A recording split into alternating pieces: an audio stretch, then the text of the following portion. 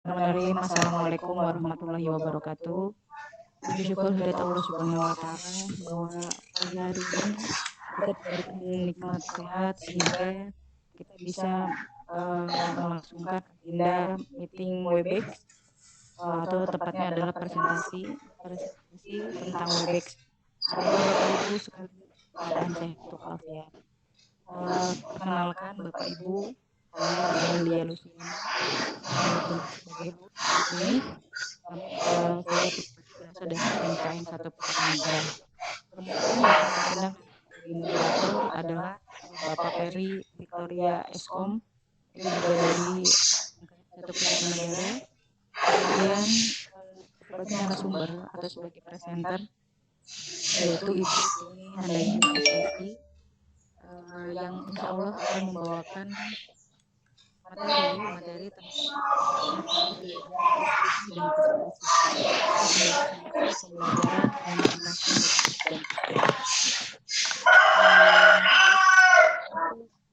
Untuk mempersingkat waktu, untuk mengefektifkan waktu, mari dengarkan moderator untuk penyampaiannya, dan kemudian nanti Ibu Tini dilanjut untuk pengisian materinya. Terima kasih. Silakan Bapak Peri yang pilihan sebagai moderator. Terima kasih. Waalaikumsalam warahmatullahi wabarakatuh. Terima kasih kepada Ibu Lia selaku host yang telah memberikan waktu ini. Kali ini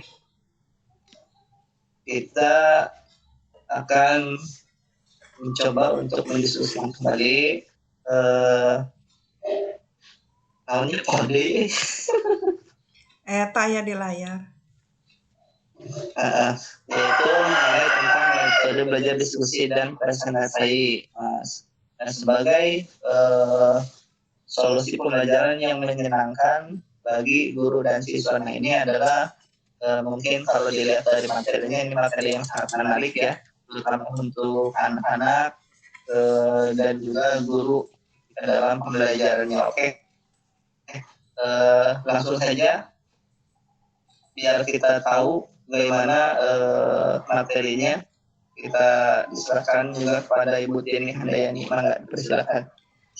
Terima kasih Pak Ferry. Bismillahirrahmanirrahim. Assalamualaikum warahmatullahi wabarakatuh. Pada kesempatan kali ini saya akan mencoba untuk mempresentasikan tentang metode belajar diskusi dan presentasi sebagai solusi pembelajaran yang menyenangkan bagi guru dan siswa. Sebelumnya saya mohon maaf, bukan berarti di sini saya sebagai penemu metode yang hebat, penemu yang sudah melaksanakan metode yang sangat baik, tidak. Di sini mari kita sama-sama memahami gitu, berbagi cerita, berbagi tips, berbagi trik gitu ya, berbagi taktik, strategi dalam melaksanakan pembelajaran di kelas.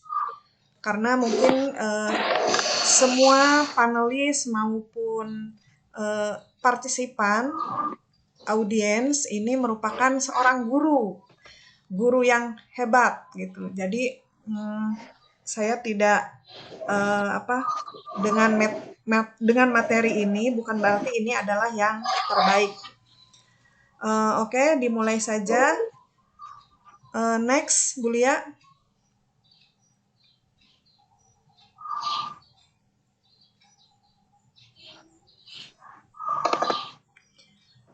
Nah, dalam paparan materi kali ini saya memiliki timeline atau alur waktu di mana bagian-bagian dari pemaparan ini adalah berupa yang pertama adalah latar belakang, yang kedua permasalahan, kemudian tujuan, baru kita masuk nanti ke materi inti untuk kemudian diskusi dan tanya jawab, dan diakhiri dengan penutup dan kesimpulan.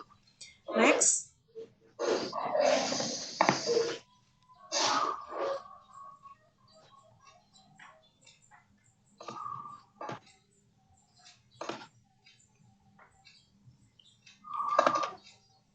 Nah, sekarang kita masuk ke latar belakang. Kenapa saya mengambil materi ini gitu, materi metode pembelajaran dengan cara diskusi dan presentasi sebagai solusi yang menyenangkan bagi guru maupun siswa. Seperti kita ketahui bahwa profesi guru itu bukanlah profesi yang tanpa masalah. Profesi guru merupakan profesi yang membutuhkan kreativitas, inovasi, dan visi. Namun demikian, guru harus bisa keluar dari segala macam permasalahan tersebut.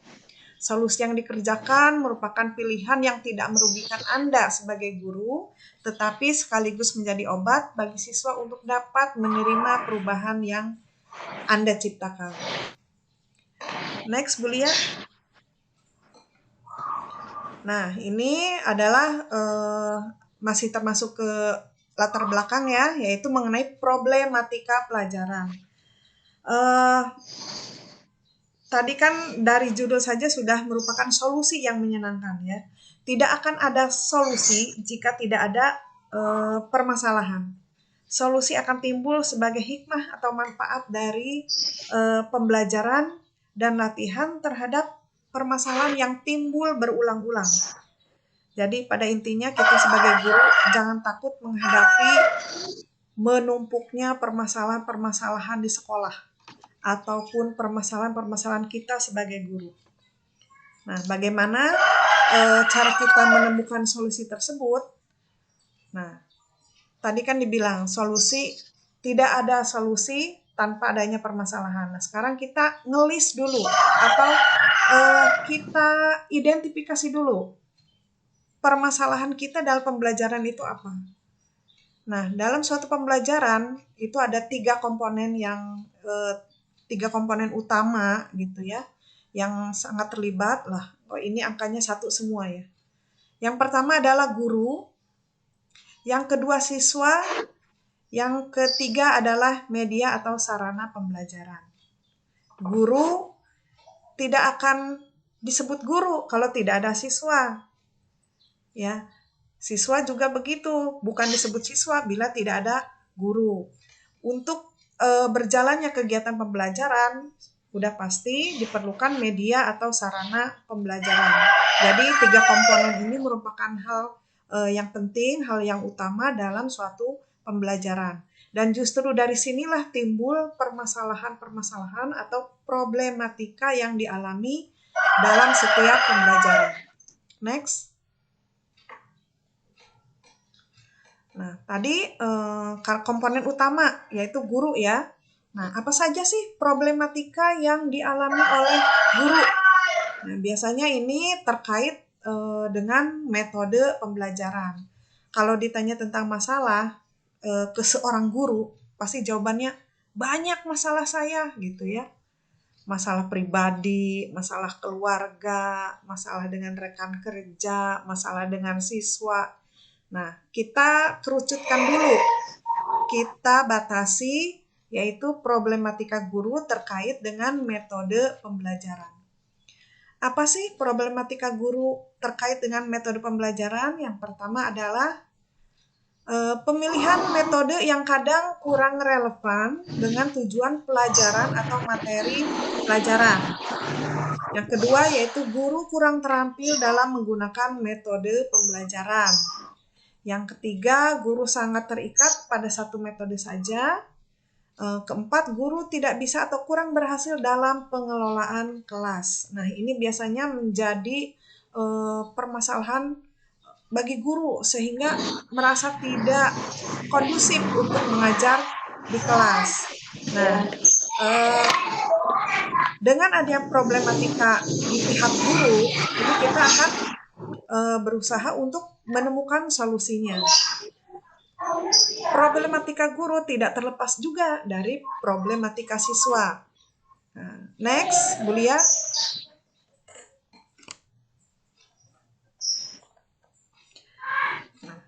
Problematika siswa di sini adalah berkaitan dengan karakteristik siswa yang beragam. Kalau karakteristiknya sama semua kita enak gitu ya, tapi pada kenyataannya karakteristik siswa ini berbeda-beda. Misalnya dalam kelas kita punya 20 siswa, ya kita menghadapi 20 karakteristik yang berbeda. Apalagi kalau siswanya lebih banyak lagi dalam satu kelas. Nah, karakteristik apa sih yang menjadi problematika siswa? Yang pertama adalah sikap dan perilaku. Berbagai macam sikapnya, berbagai macam perilakunya. Ada yang santun, ada yang rajin, ada yang baik, ada yang cuek, ada yang pasif, segala macam. Kemudian minat dan bakat. Siswa ini memiliki minat dan bakat yang berbeda-beda. Kadang mereka suka dengan pelajaran ini tapi tidak suka dengan pelajaran lain. Tidak suka dengan olahraga misalnya, tapi suka matematika. Nah, seperti ini kan minat dan bakat siswa yang beragam ini menjadi problematika buat guru juga. Kemudian daya serap. Daya serap siswa ini sangat berbeda-beda.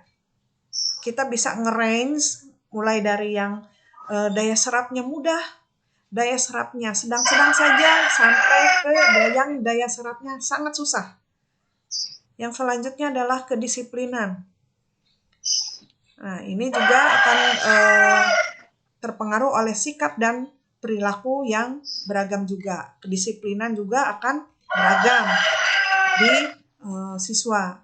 Kemudian ada juga siswa yang terlalu pasif, tidak mau nanya, nggak mau ngejawab, nggak mau ke depan, nggak mau ngapa-ngapain, ya.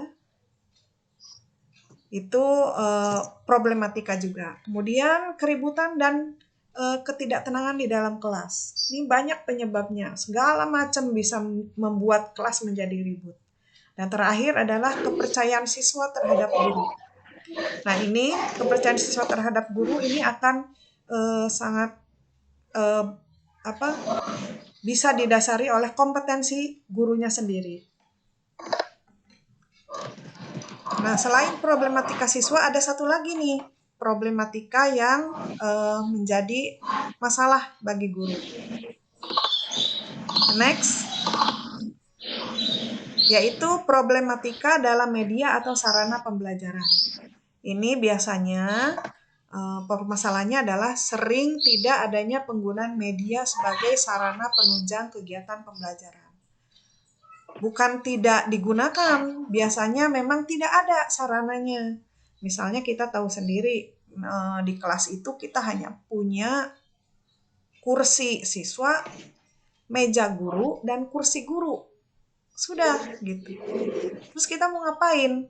Dengan perlengkapan yang seadanya, kemudian kita dituntut oleh tujuan pembelajaran yang sangat tinggi, KIKD yang begitu dalam.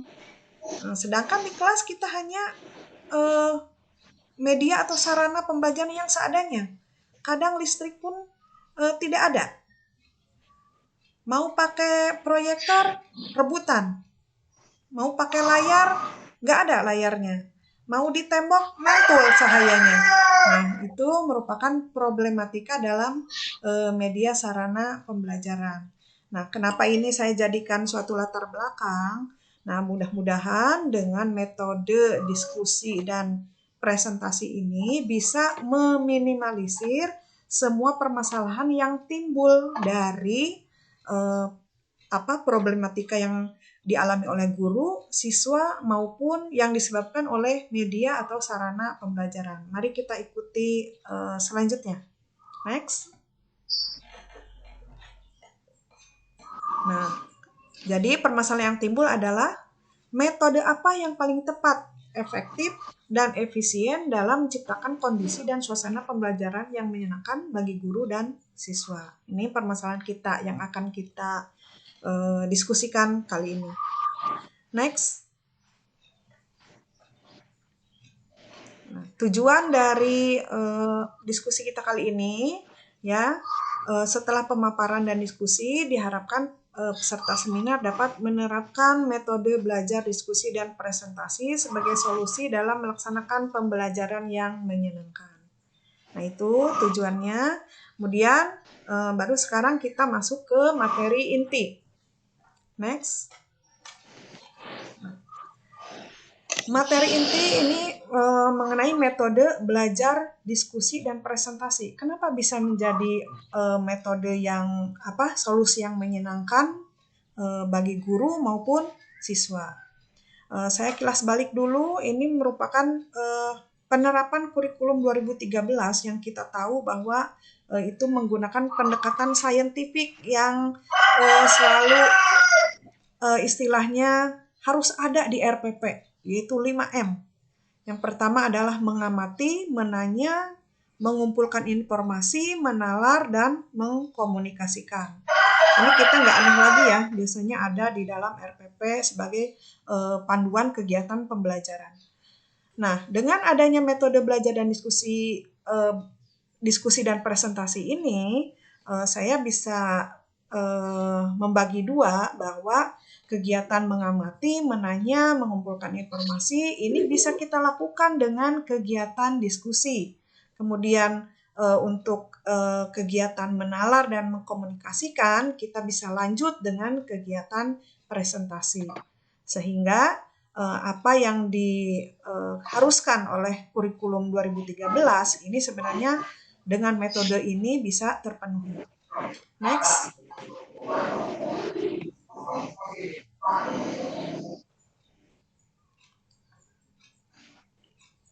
Selanjutnya, Bu Lia.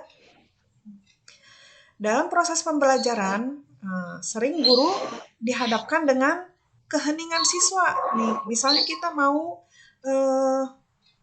metode apa aja gitu ya. Setelah kita memaparkan, bahkan baru masuk kelas aja, kita sering dihadapkan dengan keheningan siswa di kelas. Apalagi setelah pembahasan materi, mereka diem aja. Disuruh nanya, nggak ada yang nanya. Disuruh menjawab, juga nggak ada yang menjawab. Bingung jadinya. Nih, apa yang terjadi di sini? Biasanya, yang pertama adalah siswa tidak memahami. Boro-boro mau bertanya, boro-boro mau menanggapi, ya. Seolah mereka itu pasif dan apatis. Entah karena tidak paham atau memang sifatnya yang pasif.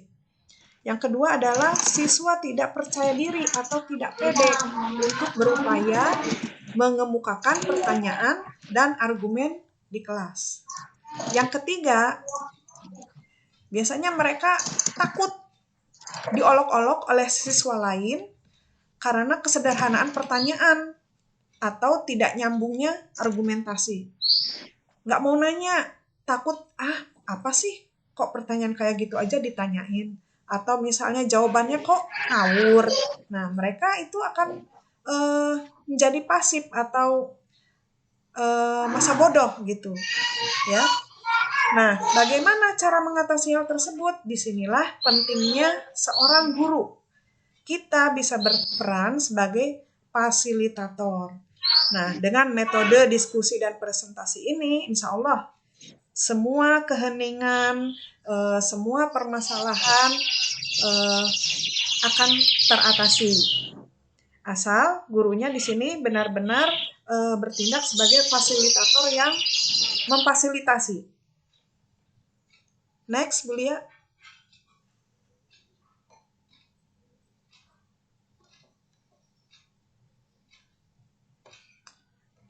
Nah, tadi kan kita akan menerapkan metode diskusi dan presentasi. Nah, kita akan mencoba membahas dulu metode diskusi. Secara teoritik, menurut Hendrikus, diskusi adalah proses tukar pikiran antara guru atau siswa atau antara siswa dengan siswa lainnya. Kemudian kita tahu juga bahwa diskusi dapat terjadi dalam kelompok kecil maupun kelompok besar. Nah, inilah yang disebut dengan double teknik atau teknik ganda. Hasil akhir sebuah diskusi tidak harus sebuah kesimpulan atau keputusan, tetapi dapat pula untuk memperjelas permasalahan. Dalam diskusi kelas, pada umumnya, gurulah yang menentukan tujuan diskusi. Selanjutnya, siswa dan guru bersama-sama menyimpulkan atau merumuskan informasi di akhir diskusi. Nah, diskusi ini sangat bermanfaat sekali. Sebenarnya banyak sekali ya, kalau kita sebutin satu-satu. Tapi itu semua kalau kita kelompokkan, manfaatnya tidak hanya mencakup kemampuan kognitif dasar, melainkan juga kemampuan kognitif tingkat informasi yang lebih tinggi. Next.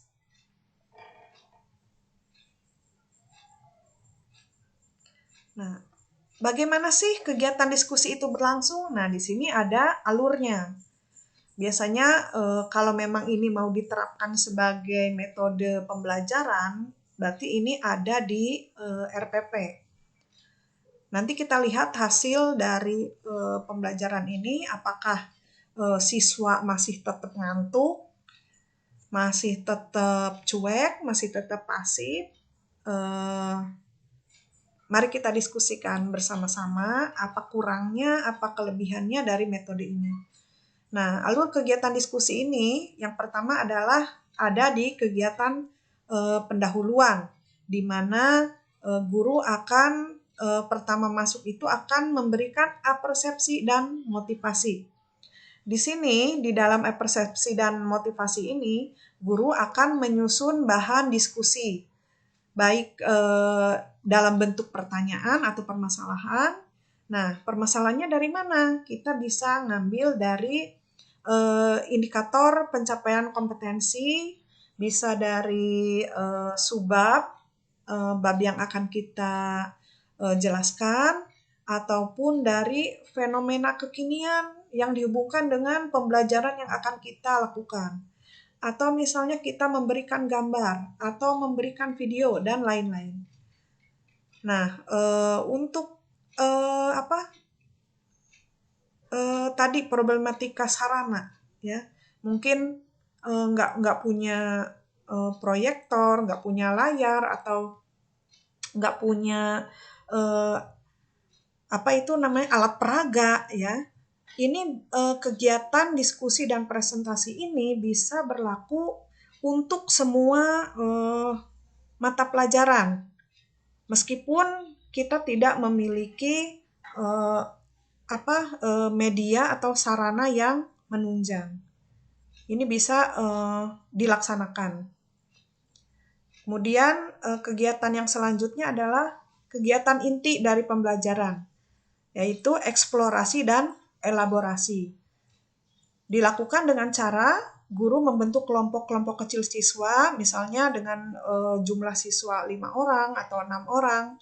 Kemudian menyuruh siswa untuk berdiskusi tentang permasalahan yang dihadapi atau yang diberikan oleh guru tadi, yang berupa bisa berupa gambar, bisa berupa video, atau permasalahan yang dilempar oleh guru dari berbagai sumber. Nah, disinilah dari berbagai sumber media ini. Jadi kalau misalnya tidak ada proyektor, kita bisa menggunakan handphone gitu. Handphone anak-anak sok diaktifkan, cari masalah tentang ini. Nah, seperti itu. Atau misalnya kita ngajak keluar ruangan. Nih anak-anak, coba nih kamu teliti tentang masalah ini, kenapa bisa begini. Nah, seperti itu. Lanjut, Bu Lia. Nah, tadi kan ada kegiatan pendahuluan dan kegiatan inti. Nah, kegiatan inti ini kita masih belum selesai. Nah, di sini diulang lagi, tapi sudah masuk ke metode presentasi. Jadi metode presentasi ini merupakan metode diskusi dalam kelompok besar. Kalau yang tadi diskusi dalam kegiatan eksplorasi dan elaborasi itu adalah diskusi dalam kelompok kecil atau kelompok di praktek gitu, yang dimana mereka dikelompok-kelompokkan misalnya berjumlah 4 orang, 5 orang, 6 orang. Nah, kalau presentasi ini diskusi dalam kelompok besar, misalnya dalam satu kelas. Nah, bagaimana caranya? Kita ulik lagi lebih jauh. Nah, tadi kan kegiatan pendahuluan ini apesepsi dan motivasi. Kemudian kegiatan inti, eksplorasi, elaborasi bisa dilakukan dengan metode diskusi kelompok kecil. Nah, masuk ke konfirmasi, inilah metode presentasi masuk. Jadi dari diskusi lanjut ke presentasi, yaitu masuk ke kegiatan konfirmasi. Kemudian yang terakhir adalah kegiatan penutup, bisa berupa evaluasi dan refleksi. Jadi kalau tadi diskusi, nah sekarang presentasinya. Presentasi merupakan kegiatan siswa atau sekelompok siswa yang memaparkan atau mendeskripsikan hasil riset, kegiatan belajar, kegiatan kelompok, dan sebagainya yang dilakukan di hadapan guru atau di seluruh siswa di depan kelas. Apa manfaat dari presentasi ini? Kenapa kok tidak berhenti aja di hasil diskusi? Kenapa harus ada presentasi? Nah, ternyata presentasi ini sangat bermanfaat. Di antaranya yang pertama adalah memenuhi kebutuhan aktualisasi diri para peserta didik. Biasanya kan ada beberapa anak yang ingin mengaktualisasikan dirinya atau menonjolkan kemampuannya sendiri, bahwa untuk pengen menunjukkan bahwa dia itu lebih dari teman-temannya yang lain. Nah, dengan presentasi ini kita memfasilitasi keinginan kita bilang positif ya, ke arah yang positif gitu. Terus yang kedua, akan menumbuhkan kepercayaan diri yang tinggi. Dengan mereka mau berpresentasi, dipaksa untuk presentasi, mereka nantinya akan oh ternyata saya bisa ya gitu. Nanti untuk selanjutnya mereka akan percaya diri. Oh, kemarin aja bisa, kenapa selanjutnya enggak gitu. Yang ketiga adalah memberikan kesempatan kepada mereka untuk berimprovisasi menjelaskan materi apa yang telah dipelajari dan dipraktekkan. Nah, ini biasanya untuk mereka-mereka yang penuh dengan ide-ide atau penuh kreativitas. Nah, inilah ajang mereka untuk menunjukkannya, yaitu melalui presentasi.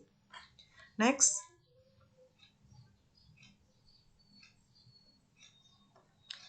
Bagaimana sih kegiatan presentasi itu dilakukan?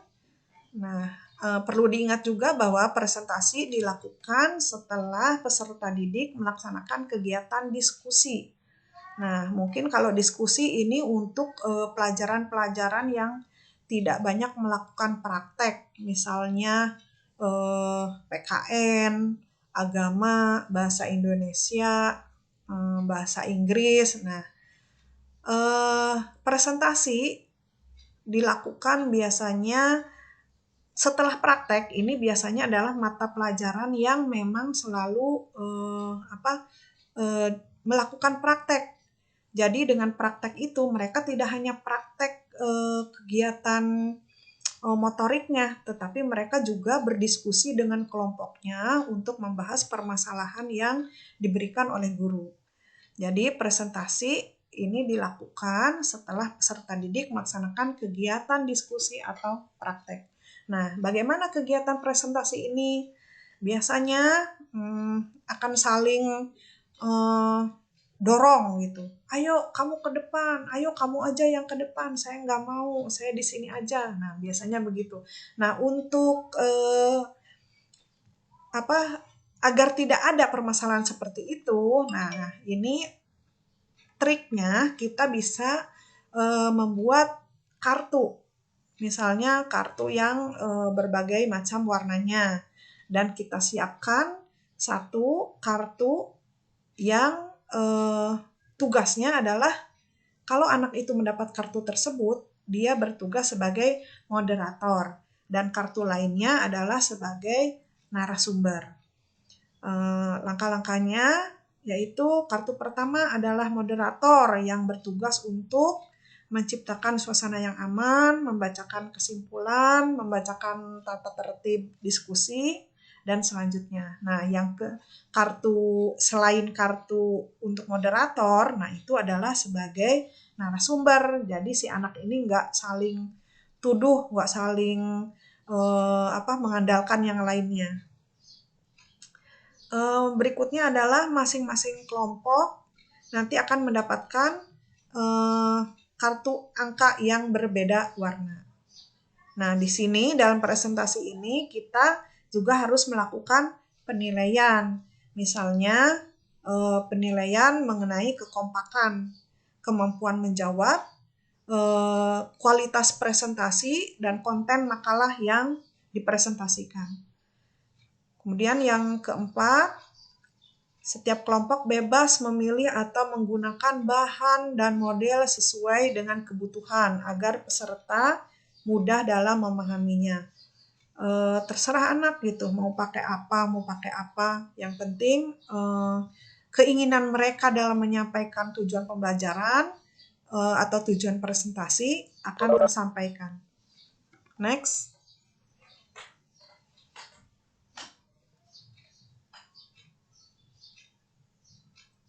Nah, kalau yang tadi itu siswanya, sekarang dalam presentasi itu ngapain aja sih gurunya? Yang pertama adalah menentukan jadwal kegiatan. Ini kapan nih presentasinya mulai dilaksanakan? Kemudian kapan presentasi harus berakhir? Terus tugas kelompoknya bagaimana? Jumlah kelompoknya berapa? Nah, itu biasanya guru aja yang menentukan. Karena kalau diserahkan ke siswa itu udah gak benar. Maksudnya anaknya saling tuduh gitu. Kemudian yang kedua, guru itu harus menjelaskan kriteria penilaian presentasi. Misalnya pembukaannya bagaimana nih, nanti kamu akan dapat nilai berapa. Untuk isi makalahnya nanti dapat berapa, untuk menjawab pertanyaannya nanti penilaiannya berapa. Nah, itu harus disampaikan ke siswa. Kemudian selama berjalannya presentasi, guru mencatat kekurangan, kesalahan, kelebihan, atau hal-hal baik yang telah dicapai oleh siswa. Atau bisa memberikan kepada siswa lain untuk menilai kelompok yang sedang melaksanakan presentasi. Kemudian guru dapat pula memberikan poin tambahan kepada siswa lain atau yang bukan kelompok yang sedang presentasi untuk menjawab pertanyaan. Kemudian di akhir pelajaran, guru membacakan catatan berupa kelebihan dan kekurangan atau pujian kepada kelompok yang bagus. Atau kalau misalnya tidak juga, bisa dilanjut dengan memberikan tugas, boleh untuk merangkum keseluruhan presentasi sebagai tugas atau pekerjaan rumah. Next.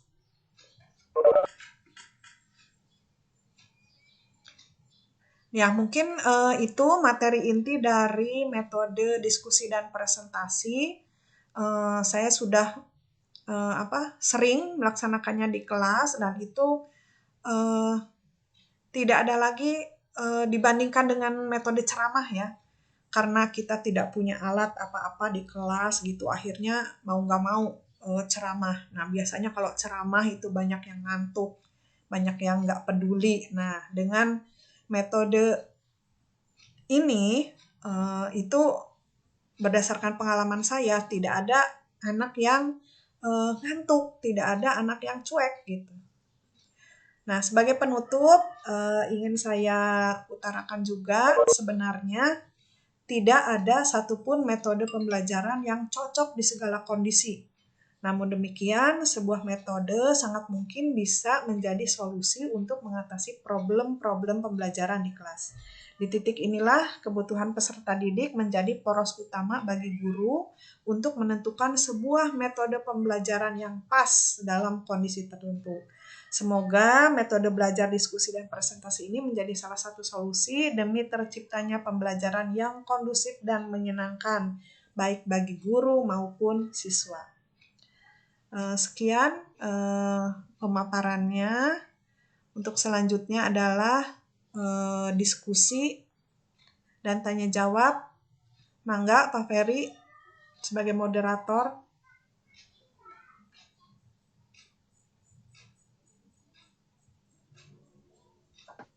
Oke, alhamdulillahirobbilalamin. Terima kasih kepada Bu Kini atas penyampaian materinya. Selanjutnya kita akan mengadakan sesi tanya jawab ya. Maka Bapak-bapak dan Ibu-ibu audiens, silakan bagi yang mau bertanya, silakan mangga ditunggu.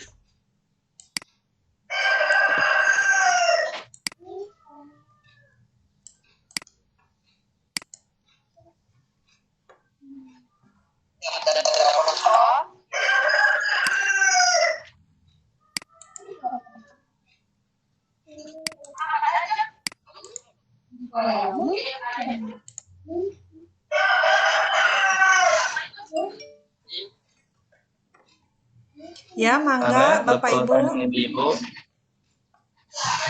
Memang ini materi yang apa ya?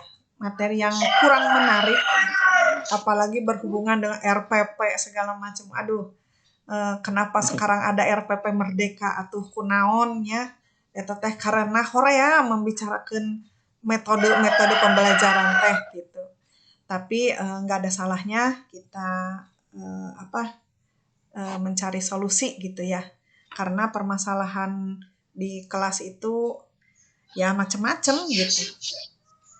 Nah, diantaranya permasalahan yang tadi diungkapkan, mudah-mudahan ini adalah sebagai solusinya gitu. Salah satu solusinya. Sebenarnya masih banyak solusi yang lain gitu. Ya, mangga Bapak Ibu.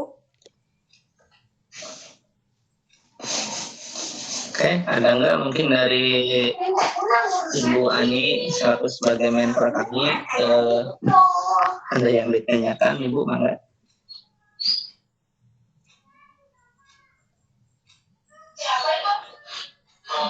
Oke, Bapak-bapak dan Ibu-ibu jangan lupa ya untuk mengisi absennya, itu sudah di link, sudah dikirimkan melalui chatnya masing-masing ya. Ya, nanti di kolom jangan lupa diisi. Ya. Yang lainnya dari Bu Lia mungkin, dari Bu Juleha.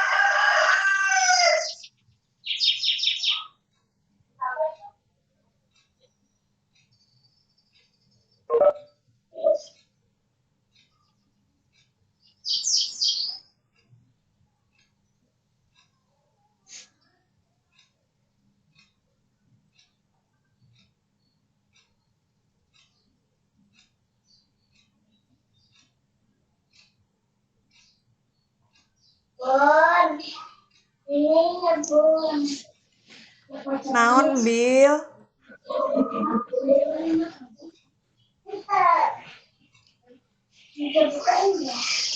Bill, hayamna dipencit Bill. Udah. Mungkin kalau misalkan udah nggak ada yang ditanyakan, kita langsung aja buat ini, langsung aja dari kesimpulan. Ya, sebagai kesimpulan bahwa metode belajar dan diskusi dan presentasi ini sebagai solusi pembelajaran yang menyenangkan bisa diterapkan, bisa dicoba untuk diterapkan di kelas Bapak Ibu masing-masing gitu, karena ada beberapa manfaat yang bisa kita ambil dari metode ini. Kemudian alur kegiatannya juga tidak terlalu ribet, tidak membutuhkan biaya yang besar, dan tidak ya mudah lah gitu, mudah untuk dilaksanakan, tapi mudah-mudahan hasilnya maksimal. Ya, demikian Pak Ferry.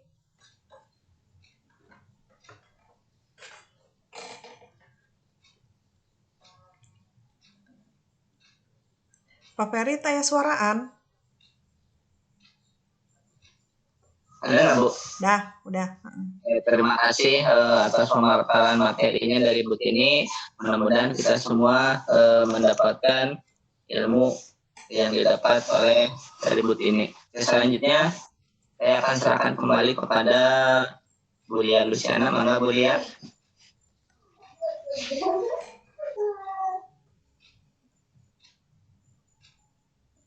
Bismillahirrahmanirrahim. Terima kasih partisipasinya Bapak Ibu semuanya. Ini nggak ada yang bertanya, kayaknya sudah Sudah sudah paham sudah atau paham lah. sudah titik deadline kali ya. Mungkin juga lebih banyak metode yang Bapak Ibu ketahui gitu. Ya, yang intinya bahwa guru, murid, sama media itu satu kesatuan. Jadi bagaimana caranya agar ketiga-tiganya itu menjadi sinkron, kemudian lebih maksimal. Ya. Guru memaksimalkan potensinya, siswa juga memaksimalkan potensinya, dan kemudian fasilitas juga terpakai dengan maksimal gitu. Iya. Baik Bapak Ibu, kami sudahkan saja presentasi untuk hari ini. Terima kasih atas perhatiannya dan terima kasih juga atas waktunya. Mohon maaf apabila di antara kami banyak kekurangan, banyak salahnya. Jadi mohon dimaafkan dan semoga ibadah puasa hari ini kita lancar dan Allah memudahkan segalanya sampai dengan waktu berbuka tiba. Amin, amin. Dan semoga hari ini